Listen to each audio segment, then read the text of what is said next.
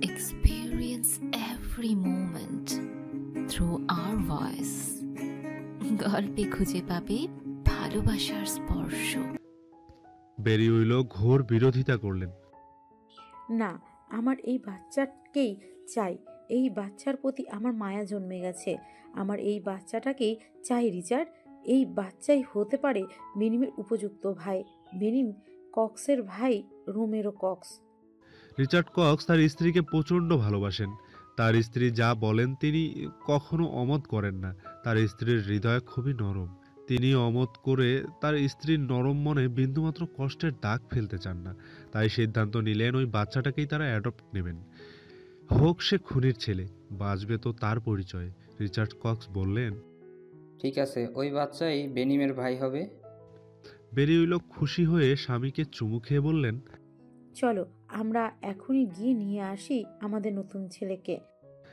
বেরি উইলো এক সন্তান জন্ম নেওয়ার আনন্দেই দিশেহারা বোধ করতেন। এখন তার ঘরে দুটি সন্তান। বেরি উইলো মনে করেন দুনিয়ার যত সুখ তার সব তার ঘরে। পাশাপাশি দুটি সন্তান শুয়ে আছে। কি সুখী মনে হচ্ছে ওদের। অথচ কিছুদিন পূর্বেও বেনিমের মুখের দিকে তিনি তাকাতে পারতেন না। তাকালেই মনে হতো তার ছেলেটা ভীষণ দুঃখী। বেরি উইলো দুই ছেলের মুখে চুমু খেয়ে বললেন, আমার লক্ষ্মী ছেলে দুটো, সব সময় এভাবে একে অন্যের সাথে সুখী থেকো।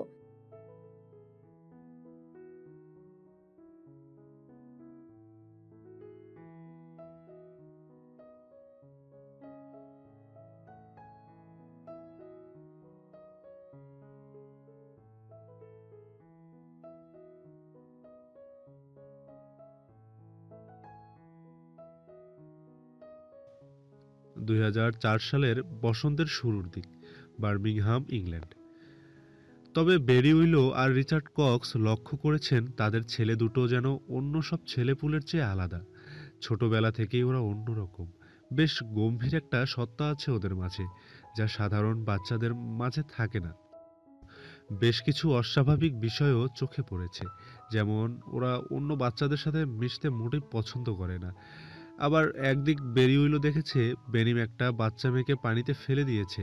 ঘটনাটা ঘটেছিল ইচ্ছাকৃতভাবে। তখন বেনিমের বয়স 6। ভাগ্য ভালো থাকার কারণে মেয়েটা বেঁচে যায়। বেরি উইলো উক্ত ঘটনা নিয়ে বেনিমকে প্রশ্ন করলে বেনিম বলেছিল, আমি মারিনি মাম্মা, ও নিচ থেকে পড়ে গেছে।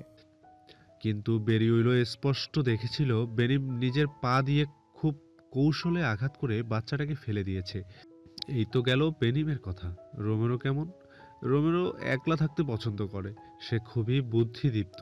যে কোনো ব্যাপার নিয়ে গভীরভাবে চিন্তা করতে পছন্দ করে। বেনিমের চেয়েও আরও বেশি গম্ভীর। বেরি উইলো ছেলেদের এমন অভিব্যক্তিতে অবাক হতেন। তিনি এই নিয়ে বেশি মাথা ঘামাতেন না।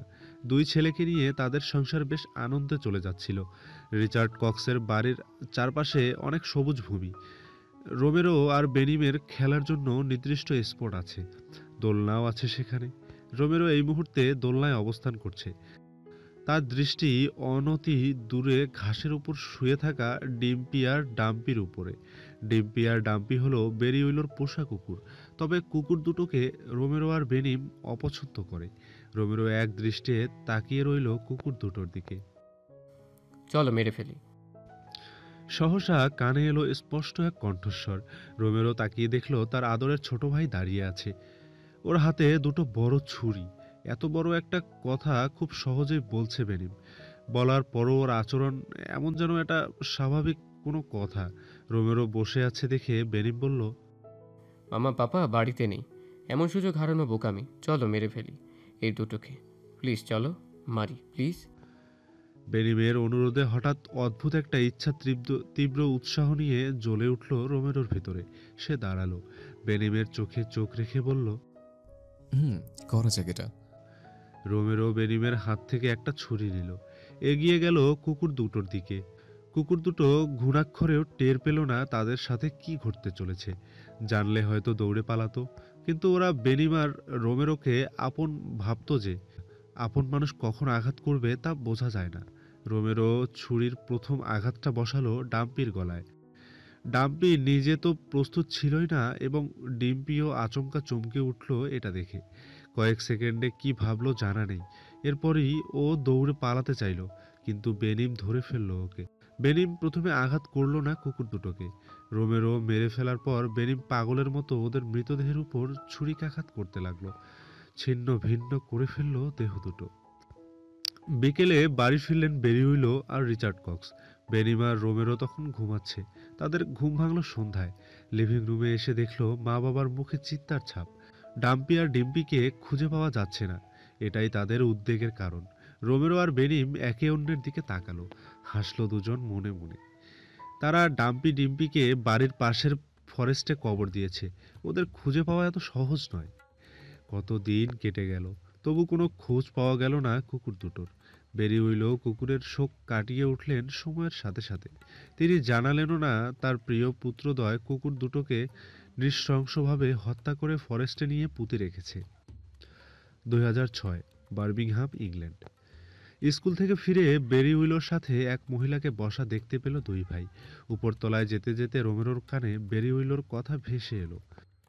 না মারিয়া, আপনি যে সময়সীমার কথা উল্লেখ করেছিলেন তা অতিবাহিত হয়ে গেছে। আপনাকে অবশ্যই টাকাটা ফেরত দিতে হবে এবার। যেতে যেতে মাত্র এতটুকুই শুনতে পেল রোমেরো। ড্রেস চেঞ্জ করে তারা আবার নিচে এলো চলে। তাদের লিভিং রুম অনেক বড়।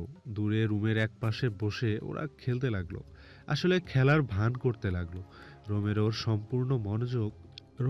সম্পূর্ণ মনোযোগ পড়ে রইল বেরিউইলো আর সেই মহিলার কথোপকথনের উপর।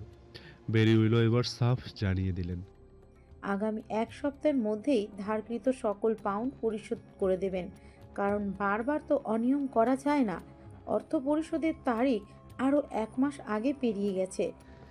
রোমেরো রেগে ফুটতে লাগলো। তার মাম্মার কাছ থেকে অর্থ ধার নিয়ে এখনো পরিশোধ করছে না। মারিয়া বলল, আপনি রাগ করবেন না, আমি নিশ্চয়ই আগামী সপ্তাহে সব পরিশোধ করে দেব। ঠিক আছে, বিশ্বাস করলাম আপনাকে। আমি তাহলে আসি। মারিয়া উঠে দাঁড়ালো। এ সময় হঠাৎ তার চোখ পড়ল রোমেরো আর বেনিমের উপর। সে হাস্যমুখে জিজ্ঞেস করলো, এই যে শোনো বাচ্চারা, তোমরা কেমন আছো? ওরা কেউ উত্তর দিল না। ওদের গাম্ভীর্য ভরা মুখের চোখের দৃষ্টির ক্ষিপ্রতা দেখে ভ্যাবাচাকা খেয়ে গেল মারিয়া। এতটুকু ছেলেরা কিভাবে তাকিয়ে আছে দেখো। মারিয়া অস্ফুট স্বরে একটা বাজে কথা উচ্চারণ করে চলে গেল। 15 দিন পর আবারও অর্থ পরিশোধ করার জন্য মারিয়ার পদাচরণ পড়ল এ বাড়িতে। দরজায় নক করতেই লক খুলল বেনিম। বেনিমকে দেখা মাত্রই অখুশি অনুভব করলো মারিয়া, কিন্তু মুখে কৃত্রিম হাসি ফুটিয়ে বলল, তোমার মা কোথায়? মামা বাড়িতে নেই। নেই? আমি যে পাউন্ড পরিশোধ করতে এসেছিলাম। আচ্ছা, এটা তোমার মাকে দিও। মারিয়া বেনিমের হাতে পাউন্ডের প্যাকেটটা তুলে দিল। আমি এখন আসছি। মারিয়া যেতে নিলেই বেনিম তার একটা হাত পাকড়াও করে ফেলল। মারিয়া অবাক চক্ষুতে তাকানো মাত্রই বেনিম বলল, এভাবে চলে যাবেন কেন? ভেতরে আসুন, মামা শীঘ্রই এসে যাবে। বেনিম ভালো করেই জানে মাম্মার আসতে এখনো অনেক দেরি আছে। সে লন্ডন গিয়েছে শপিং করতে। মারিয়া প্রথমে দ্বিধা করলো ভিতরে ঢুকবে কিনা। পরে ভাবলো এসেই যখন পড়েছে তাহলে কিছুক্ষণ বসে অপেক্ষা করাই যায়। এছাড়াও বেরিউইলোর সাথে তার কিছু কথা আছে। ভাবছে সে একটা দোকান দেবে। বেরিউইলো যদি সেই দোকানে শেয়ার থাকতো তাহলে ভালো হতো। মারিয়া বেরিউইলোরকে কথাটা জানাবে এই পরিকল্পনায় ভিতরে এসে বসলো। বেনিমও দরজা বন্ধ করে এসে বসে পড়লো তার পাশে। মারিয়া অবাক হয়ে দেখলো অতটুকু ছেলেটা পাউন্ডের প্যাকেটটা খুলে পাউন্ড গুনতে শুরু করেছে। বেনিম সব গোনা শেষ করলো, আর এর ভেতরে ঘাটতি দেখা গেল 150 পাউন্ডের। বলল, এ কি মিসেস, এখানে তো 150 পাউন্ড কম। মারিয়া লজ্জা পেল। হ্যাঁ, এর ভেতর 150 পাউন্ড কমই আছে। এটা ইচ্ছা করে কম দিয়েছে সে। ভেবেছিল বেরিউইলো এতটুকু ব্যাপার নিয়ে মাথা ঘামাবেন না, হয়তো তিনি ঘামাতেনও না মাথা। কিন্তু সমস্যা করলো এই ছেলেটার কি দরকার ছিল গুনে দেখার। মারিয়া ইতস্তত গলায় বলল, আসলে আমি। বেনিম আচমকা কেঁদে উঠল। ঘাবড়ে গেল মারিয়া। আরে আজব, এই ছেলে কাঁদছে কেন এত জোরে? বেনিম এমনভাবে কাঁদছে যেন ওকে কেউ মেরেছে।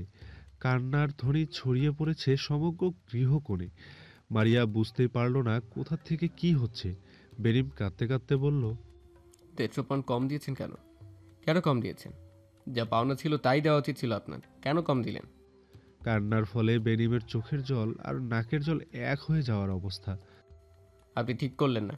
কাজটা একদমই ঠিক করলেন না। মাম্মা কষ্ট পাবে। কেন করলেন এমন? কেন সমস্ত অর্থ পরিশোধ করলেন না? মারিয়া হতভম্ব। আগাগোড়া কিছু বুঝতে পারছে না সে।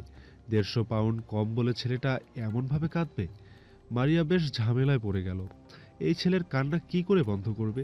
বেরিউইল অথবা রিচার্ড কক্স যদি বাড়ি ফিরে দেখেন বেনিম এরকম কাঁদছে, তারা কি ভাববে? ভাববে সে হয়তো মেরেছে ওকে। কিন্তু সে মারা তো দূর, কিছু বলেওনি। মারিয়া কান্না থামাতে বেনিমের মাথায় হাত বুলিয়ে দিল।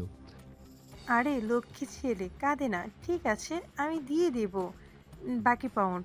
তুমি কান্না থামাও। বেনিমকে শান্ত করা গেল না, আরও জোরে চিৎকার করতে লাগলো। আচ্ছা, ঝামেলায় পড়লো তো। রোমেরো বেনিমের কান্নার আওয়াজ শুনে নিচে নেমে এলো। ভাই এমনভাবে কাঁদছে, এটা দেখে অবশ্যই তার উদ্বিগ্ন হওয়ার কথা ছিল, কিন্তু সে শান্ত, গম্ভীর। বেনিমার মারিয়ার থেকে বেশ দূরত্বে দাঁড়িয়ে গেল রোমেরো। রাশভারী কণ্ঠে মারিয়ার উদ্দেশ্যে বলল, আমার ভাইকে স্পর্শ করবেন না, আপনার হাত নোংরা। মারিয়া থ হয়ে গেল। বলছে কি এই ছেলে? হাত নোংরা মানে? মারিয়া নিজের 2 হাত ভালো করে দেখল, কোথায় তার হাত নোংরা। সে রোমেরোর দিকে তাকালো। ছেলেটা কি তার সাথে মজা করছে? খুব রেগে গেল মারিয়া। মনে মনে কঠিন কয়েকটা কথাও শোনালো 2 ভাইকেই। রোমেরো তাকে আবারও অবাক করে দিয়ে বলল, মনে মনে আমাদের গালি দেওয়া বন্ধ করুন। আপনার মনও দেখতে পাচ্ছি আমি, আপনার মনটাও নোংরা। মারিয়ার ওষ্ঠদ্বয় আলাদা হলো পরস্পরের থেকে। এই পুচকে ছেলেটার এত সাহস তার মনকে নোংরা বলে? মারিয়া কিছু বলার প্রস্তুতি নিলেই রোমেরো নিজের ঠোঁটে নিজের তর্জনী ঠেকিয়ে বলল, শ্, আওয়াজ করবেন না। মারিয়া অবাক হয়ে দেখতে থাকে রোমেরোকে। এই ছেলের কথা বলার ধরন, চোখের চাহনি সবকিছু কেমন ভিন্ন। বেশিক্ষণ পর্যবেক্ষণ করতে গেলে রক্ত হিম হয়ে যাবে। এই ছেলে অদ্ভুত। মারিয়ার হঠাৎ ভয় করল। রোমেরো বলল, মৃত্যু পথযাত্রী ব্যক্তির কথা বলা অন্যায়, তাই একদমই ঠোঁট নাড়ানোর চেষ্টা করবেন না। 150 পাউন্ড বাকি রয়েছে তো? আমি কথা দিচ্ছি, আপনার শরীরে আমি ঠিক 150 ক্ষতের চেষ্টা করব। আপনার চোখ বন্ধ করে বিশ্বাস করতে পারেন আমাকে। নিশ্চয়ই আমি এর চেয়ে একটাও বেশি আঘাত করব না। মারিয়ার 2 চোখে বিস্ময় আর সেই সাথে ভয়ের বিস্ফোরণ ঘটে, কিন্তু সে খুব বেশি সময় পেল না ভাবার। রোমেরো বাতাসের বেগে ছুটে এসে হাতের ছুরিটা ঢুকিয়ে দিল মারিয়ার গলার ভিতর। তার গলায় কেমন একটা শব্দ, কিন্তু সে শব্দ করার সুযোগ পেল না। ছুরিটা গলায় ঢোকা মাত্রই সেখান থেকে ফিনকি দিয়ে রক্ত বের হওয়া শুরু করলো। মারিয়া পড়ে গেল মেঝেতে। বেনিম আনন্দ উল্লাসে লাফিয়ে উঠল হাতে তালি দিয়ে। ওর হাতে তালি শীঘ্রই থামল না। ও ভাইকে উৎসাহ দিতে বারবার বলতে লাগলো, চলো, মারো, মারো ওকে, মেরে ফেলো, উপড়ে ফেলো হৃৎপিণ্ড, মারো। রোমেরোর ঠোঁটের কোণে এক টুকরো ভয়ঙ্কর পৈশাচিক হাসি নিবিড়ভাবে লেপ্টে আছে। সে ভাইয়ের উৎসাহ প্রদানে উৎসাহিত হলো। মারিয়ার গলায় আঘাতটা লেগেছে খুব মারাত্মকভাবে। আঘাতের স্থানটাও গুরুতর। রক্ত পড়ছে। মনে হচ্ছে কোনো রক্ত ঝর্ণা ঝরছে মারিয়ার গলা দিয়ে। কেঁপে কেঁপে উঠছে মারিয়ার শরীর। রোমেরো হাঁটু গেড়ে বসল, বলল, নিশ্চয়ই আপনাকে 150 বেশি আঘাত করব না। বলে ছুরিটা বের করে নিল গলা থেকে। এ সময় যন্ত্রণায় মারিয়ার দেহটা ঝাঁকি খেয়ে উঠল। আরও বেশি রক্ত ঝরতে লাগলো ক্ষত স্থান থেকে। রোমেরো ছুরি নিয়ে একের পর এক আঘাত করল। মারিয়া বাধা দেওয়ার কোনো সুযোগ পেল না, কারণ প্রথম করা আঘাতই তার জন্য মারাত্মক ছিল। কিছুক্ষণের মধ্যেই সারা দেহ ক্ষত বিক্ষত হয়ে গেল মারিয়ার। রোমেরো রক্তর স্পর্শে এসে রঞ্জিত হয়ে গেছে। বুকের মাঝখানে এখন বেশ শান্তি শান্তি হাওয়া বইছে ওর। বুক ভরে বাতাসের সাথে ভেসে বেড়ানো রক্তের নেশালো গন্ধ শুঁকে নিল ও। তারপর চোখ মেলে তাকালো বেনিমের দিকে। বেনিম চেয়ে আছে মারিয়ার ক্ষতবিক্ষত দেহখানির দিকে। ওর চোখে মুগ্ধতার ঢেউ, যেন এখানে কোনো মনোরম দৃশ্য দেখছে ও। রোমেরো ভাইয়ের দিকে রক্তের ভেজা ছুরিটা এগিয়ে দিয়ে বলল, 150 আঘাত এখনো সম্পূর্ণ হয়নি। ছুরি বাড়িয়ে দেওয়া বেনিম আরও খুশি হলো। রোমেরোর বাড়িয়ে দেওয়া ছুরি ও আঁকড়ে ধরল 2 হাত দিয়ে। তারপর 1 সেকেন্ডও দাঁড়িয়ে না থেকে ছুরি দিয়ে প্রহার করলো। ছুরির ধারালো ফলা নরম মাংসের গভীরে ঢুকে আবারও বেরিয়ে আসতে লাগলো বারবার। বেনিম 150 আঘাত অতিক্রম করে ফেলল, কিন্তু রোমেরো বাধা দিল না ওকে আনন্দ উপভোগ করা থেকে। 2টি 12 বছরের বালক এভাবেই নিজেদের ঘরের ভিতর দিনের আলোয় প্রথম মানুষ খুন করেছিল। আর এটা করে তারা যে আনন্দ পেয়েছিল তার স্বাদ ভুলতে পারেনি। কুকুর বিড়াল মারার চেয়ে এর স্বাদ অনেক বেশি, অতুলনীয়। এটা তাদের অদ্ভুত নেশায় পরিণত হয়েছে। আর তারা এই আনন্দের স্বাদ নিতে পৃথিবীর বুকে ঘটিয়েছে একাধিক নৃশংস মৃত্যু। বর্তমান সময় 2021, কালপিনো, সেন্ট পিটার্সবার্গ। জেনোভিয়ার চোখে অবিশ্বাসের পর্দাটা তীর তীর করে কাঁপছে। রোমেরো তাকে শারীরিক আঘাত করায় সে কতটুকু কষ্ট পেয়েছে জানে না, কিন্তু রোমেরোর এমন রূপ সম্পর্কে অবগত হয়ে তার বুকের ভিতরে নরম ভূমি লণ্ডভণ্ড হয়ে যাচ্ছে। জেনোভিয়ার চোখের কার্নিশ বেয়ে ভীষণ বিষাদের অশ্রুধারা নেমে যায়। সে কাঁপা কাঁপা কণ্ঠে খুব কষ্টে গলা ঠেলে শব্দ বের করে। তুমি ও- ওটা ওটা তুমি? হ্যাঁ, আমি ছিলাম। জেনোভিয়াকে পুরো কথা শেষ করতে হয় না, তার আগেই উত্তর দেয় রোমেরো। ওটা আমি ছিলাম যে সাবিনাকে মেরেছে। ওটা আমি ছিলাম যে তোমাকে মেরেছিল রাস্তায়।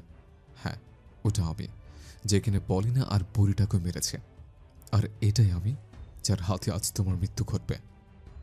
জেনোভিয়া চোখ বন্ধ করে ফেলল। খুব বড় একটা ভুল যে তার জীবনে রচিত হয়ে গেছে, এতে কোনো ভুল নেই।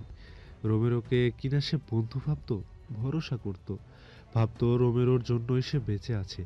আর আজ শুনল সেদিনের সেই আক্রমণকারী রোমেরো নিজেই ছিল। না, মানতে পারছে না জেনোভিয়া। সে এতটা বিশ্বাস করছিল রোমেরোকে, আর রোমেরো কিনা তার বিশ্বাসের সুযোগ নিল। খুব কান্না পাচ্ছে জেনোভিয়ার, সাথে মাথায় লাগা আঘাতটাও যন্ত্রণা দিচ্ছে। জেনোভিয়া উঠে বসল।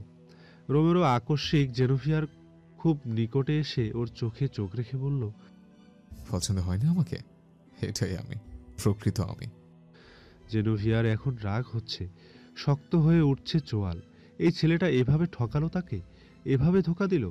এত কাছাকাছি থেকেও চিনতে পারলো না এই খুনি ছেলেটাকে। জেনোভিয়া প্রস্তুতি নিচ্ছিল চিৎকার করার, কিন্তু রোমেরো সেটা টের পেয়ে গেল জেনোভিয়ার চিৎকার করার আগেই। ওর মুখ চেপে ধরল। হালকা ধস্তাধস্তি হলো ওদের মাঝে। রোমেরো জেনোভিয়াকে আঘাত করে দুর্বল করে দিল, যার কারণে রোমেরোর সাথে লড়াই করার শক্তি এই মুহূর্তে তার রইল না। রোমেরো জেনোভিয়ার মুখ চেপে রেখেছে। জেনোভিয়ার কানের কাছে ফিসফিস করে বলল, আরও একটা কথা কি জানো জেনোভিয়া? তোমার মাকে যে মেরেছিল ওটাও আমি, রোমেরো কক্স।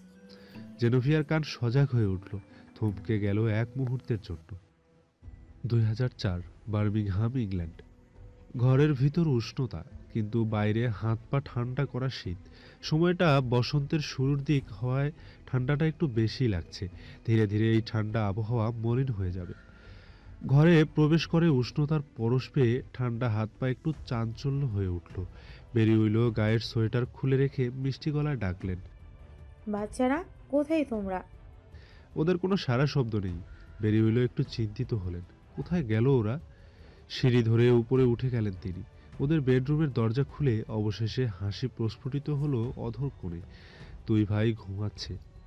বেরিয়ে খুব ধীর পা ফেলে বেডরুমে প্রবেশ করলেন। ওদের চেহারার দিকে তাকিয়ে ভাবলেন, কি সুন্দর ওরা দুজন, এত মিষ্টি, এত মিষ্টি দুটি ছেলে তার।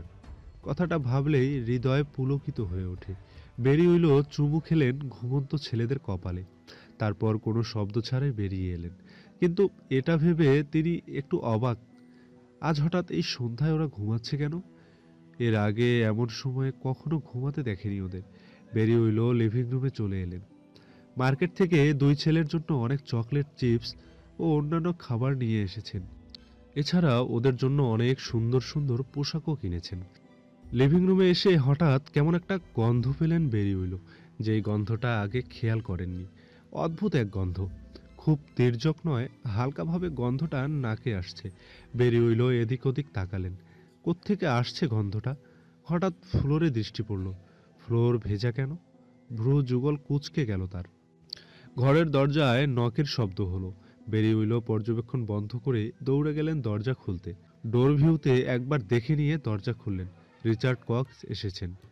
লিভিং রুমে রোমেরো আর বেনিমকে না দেখে তিনি বললেন, বাচ্চারা কোথায়? বেরিয়ে দরজা বন্ধ করতে করতে উত্তর দিলেন, ঘুমাচ্ছে। এখন